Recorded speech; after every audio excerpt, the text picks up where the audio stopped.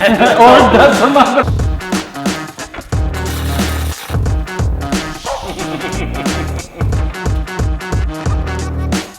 Today we are installing the new frame rail on to the NSX shell. Good morning, my friends. Welcome back to the channel. Man, today is a great day. I'm hoping we can get everything complete today.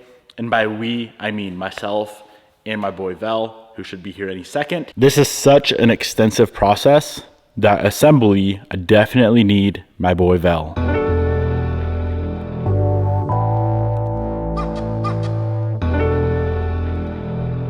Ready? Yep. Slap her together and freaking go for a rip. Oh man, you could have been more careful. What the heck, dude?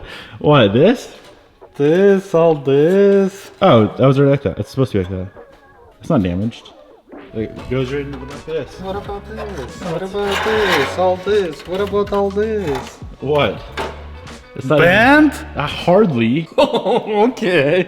That's bent? That ain't hardly bent at all, son. I don't know. Look from here. Oh, like I told you, dude. Pretty nice, huh? Mm-hmm. See, I mean, can you imagine the impact? Yeah, it's all disgusting. I don't get it. Why they have so many holes in here? Yep.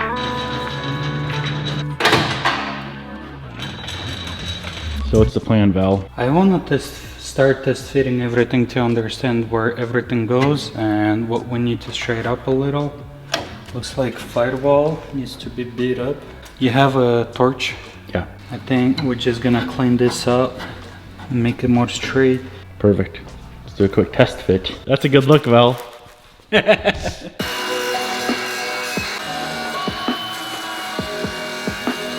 First test fit.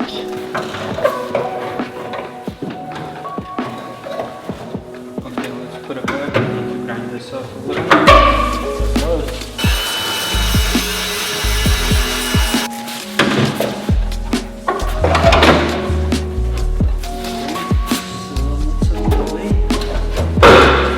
There, 32.7/8. So right now we're just pulling on and off the rail a bunch, making sure it fits perfect and it's the right height. Looking better? 32.7/8 shy. Yeah. 32.7/8 shy. That's some high-tech math right there. Yep. This certified professional. I guess. So now we need to figure it out how to bring this in. But another thing is the tower looks like sits. So we're taking measurements from the seat bolt to the farthest hole. You can see this one right on the edge. I feel like it's probably need to be. So see, if we're comparing to this, it needs to go out 1/2 inch. Because this never been touched. I'm assuming it never been pulled. So we're just gonna go off of this one, right on the edge of the hole. Oh man, this goes in easily.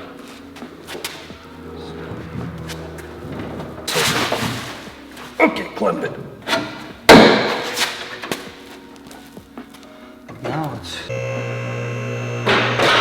So what are we doing now? The tower sits on the spot. Yeah. We measured it, so, but this rail is slightly 1/4 inch lower, which is not a problem. We can always raise it up slightly. Yep.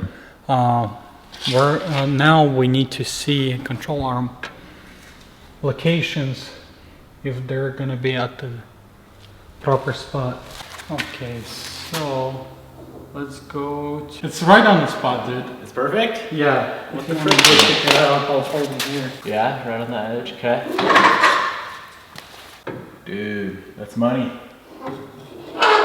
I like that. So the rail right on the spot. We can weld it there, attach everything, and then mess around with the firewall, bring that in. Because it just needs to come out 1/2 inch, the floor and firewall together. Yeah. Not a 1/2 inch, that's like an inch. An inch? Yeah. That's a big inch. Yeah, that's a 1/2 inch. So you know how to TIG weld or what? Do you have a spool gun? Yeah, TIG welder. No? But we don't need to weld it right now. Okay. So right now we're just trying to get the tower back in spot. And it looks like it's right on. We just need to raise this slightly. So a few hours of adjustments later and measuring a million times, we finally have the rail and the tower in place. And now we need to start getting some welding done. So initially this whole car is spot welded together. Val, give them the rundown on rivets and glue versus spot welds. What's better? I don't know. What's better? I mean, you can obviously weld it. You can weld it, but all the aluminum cars now, Ford, BMW uses the panel bond and rivets. Mm-hmm.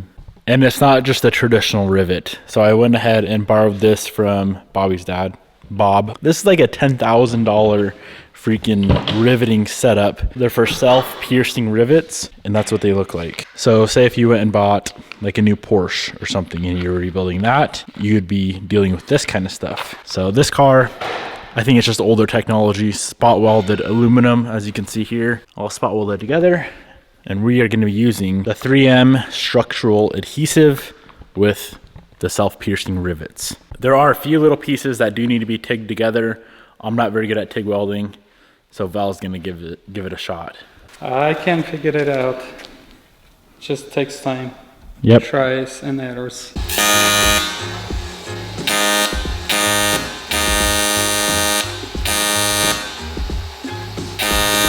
You dip in the tungsten? No. I feel like... Dude. What's going on, Val? I don't know. Here, let me give it a shot. I feel like it's too much. Then just hit the pedal less. And what do you mean less?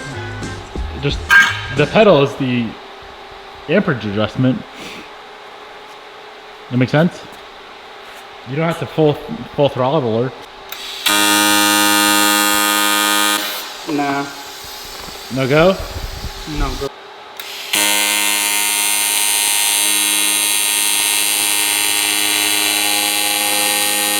I know spool gun works different on this shit. We just suck. Or that's another thing. That's all it is. We just suck. No, I'm telling you, I'll bring the spool gun. It's gonna be different. We both attempted TIG welding. We both failed. Apparently, Val has a aluminum welding spool gun that he prefers, so he's gonna go grab that. So as of right now, we're just gonna weld what is absolutely necessary, all the main components that are like very, very crucial.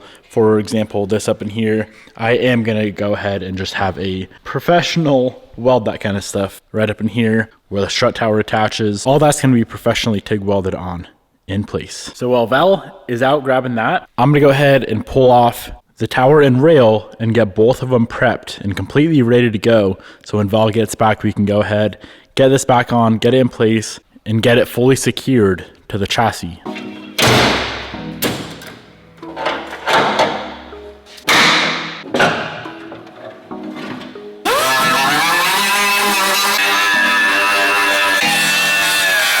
So everywhere where the chassis meets the rail in the strut tower is ground down to bare metal, as per the 3M panel bond instructions.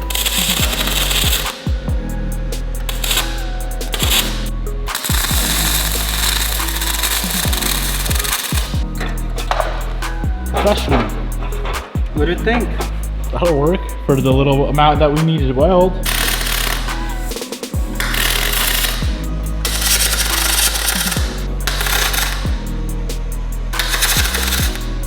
How's your spool gun working out? It's working, but not the way I would like to be working. So the first thing that we had to put on was just this little upright right here.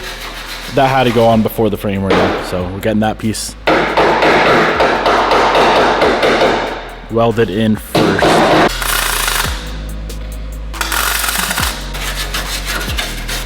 Looks like it did a job. Looks like a freaking TIG weld, dude. Getting better with it. That's better. Yeah, we'll fine-tune it finally. So, should we put this piece in back? Probably should. Where is it? I don't know where you put it. It was over here on the ground. Well, it's probably in the garbage now. So what do you think? Of your spool gun? Yeah. Feels like a cheating way to weld aluminum, but I like it. It is a cheap way, dude. You don't need that much knowledge in order to do so. It's just like a MIG. You can weld right through paint and sealant. It's actually better when it's clean. It does? Imagine that. Oh, this is not. Oh, that sounds good. You're supposed to weld the hole, not to make it bigger. Fire, fire. Having fun? Dude. That's like the 7th one that's gone in my freaking glove. That hurts. A little bit of grinding, she'll be freaking brand new. Give me about 5 minutes and I'll make her look perfect. Yep.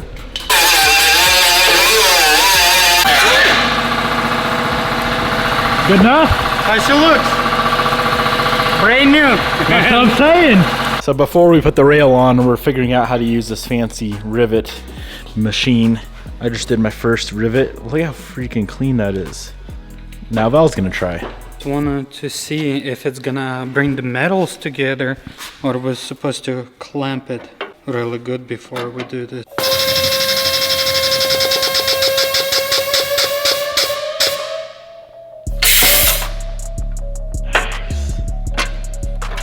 Look at the back side, dude. Yeah, but I don't like the... It's nice on this side, but look. It seems like not all the way, huh? Seems like mine's better. Yes. I agree on that one. Wonder what that is. So we're ready? I think so. We're gonna weld it where we can. We're gonna rivet it where we can as well. So this looks nice, cleaned out. So yeah, let's put the bits everywhere, I guess. The bits? Yeah. What's a bit? Panel bits. Bit? Not as bits. Oh, beads. Yeah, oh. beads. I thought you meant like drill bits. So this panel bond is a 90-minute working time. So we're gonna apply this, of course, first. Then we're gonna oh man, we gotta tweak it here and there. Then we have to clamp it. Then we have to weld it. We got 90 minutes. We're pros. Come on. Okay. How much of this do you want? Come on, I thought you've been married for long enough now for me to show you stuff like this. That's enough. That's probably too much. Nah. We're bonding this thing together, man. I know.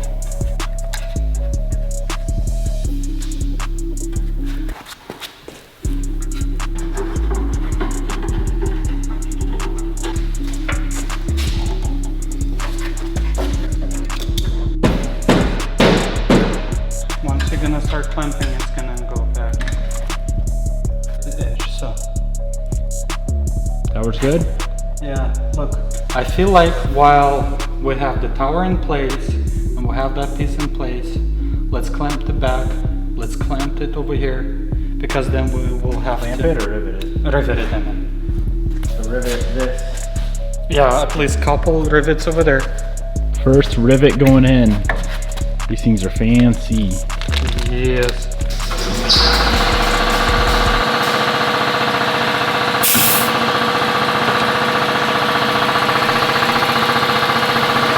You like it? I like it.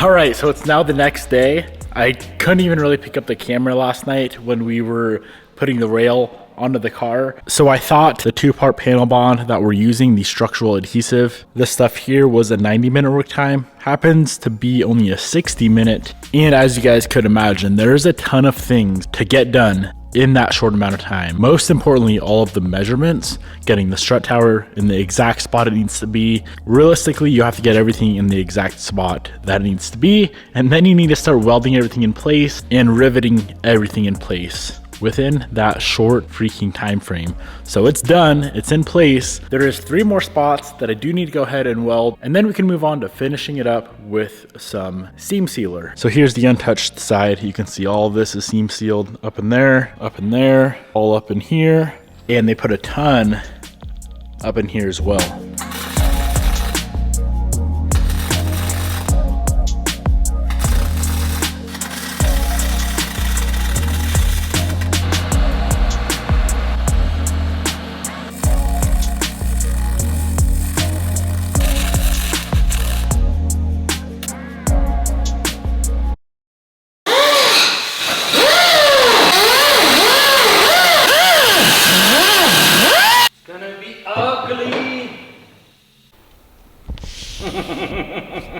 Valerie, what the heck, dude? Hey, sometimes we mess the stuff up, right? So what happened? When we first test fitted, it was nice. And everything here was going off of these 2 holes, which we were brought it all the way from those towers, crisscross and they're on the spot, right? Mm-hmm. But then we measured underneath and we find out the hole was missing by 1/4 inch. So we started pushing that, but before we start pushing that to get it back in place, we were measuring a lot. And Based off of, you know... No, without those, Oh. we were measuring a lot and something was funny underneath it. A little silly. Yeah, so we tried to figure that out. We worked out the frame rails, not in the spot, the passenger side. Then you went ahead and brought this. So we start going off of the measurements. These are factory measurements from Bobby's dad, which we did not have access to, but now we do. Yeah, and with those measurements, it wasn't make sense at all what's going on. So we pulled the measurements again, but still, if we'll pull the measurements to these holes, they're gonna be right on the spot. But when we pull the measurements to the hinges, that's when the stuff started getting funny. So basically, this whole tower, everything, the frame rail was 1/4 inch, 3/8 in. Not good enough. It ain't perfect. No, it's not perfect. Long story short, we're already doing it perfect this time. Yes. Now we have measurements, first of all. Second of all, we go off of the rail to the hinges, and because all of these measurements off of the hinges to the frame rails to all other locations. I wasn't gonna show this, but I figured we would show this, that, you know, we messed up and we got to redo it. So Not everything goes perfect in life, right? yeah.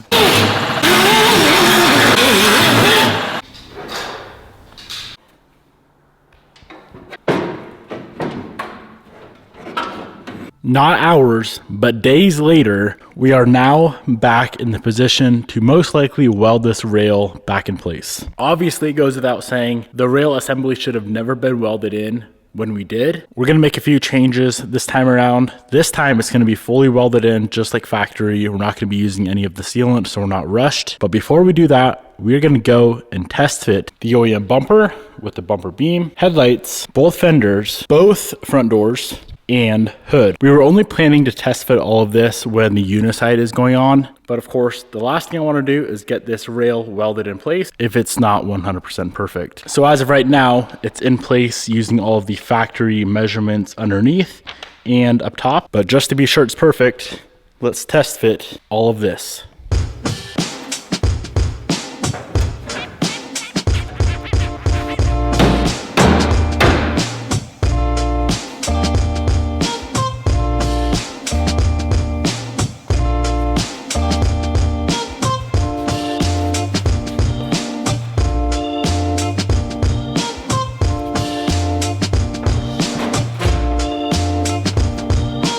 It's screwed up again by inch. So see, all the hole matches up, but there's a trick. You see this little hole? This little hole is a lining hole, which is supposed to be right here. And guess what's going on? They weld the old holes and they made the new ones. That's kind of funny. It's not funny. Well, it kind of is. I think it's funny. So They should have remade their alignment hole too. if we are moving Just off the alignment hole, yeah. to the alignment hole, which is right there, kinda super close, right there. This is workable still.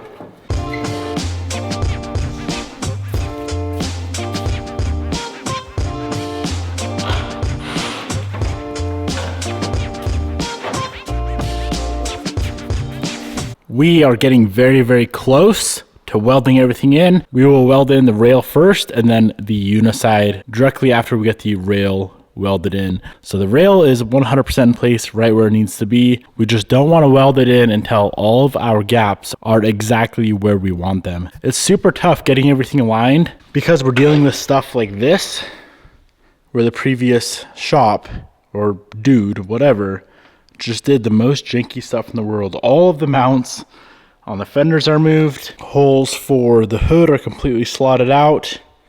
I think it's all going to be fixable, but it's just going to take quite a while to get this thing fully aligned body panel wise. We are getting very close to having a complete shell once again, which is exciting. I would say another day, maybe 2 days, and this shell will be fully welded back together, fully seam sealed, ready to go off to the next stage. But I'm gonna go ahead and wrap up the video right here. Hope you guys enjoyed. Remember, measure 1,000,000 times, weld once.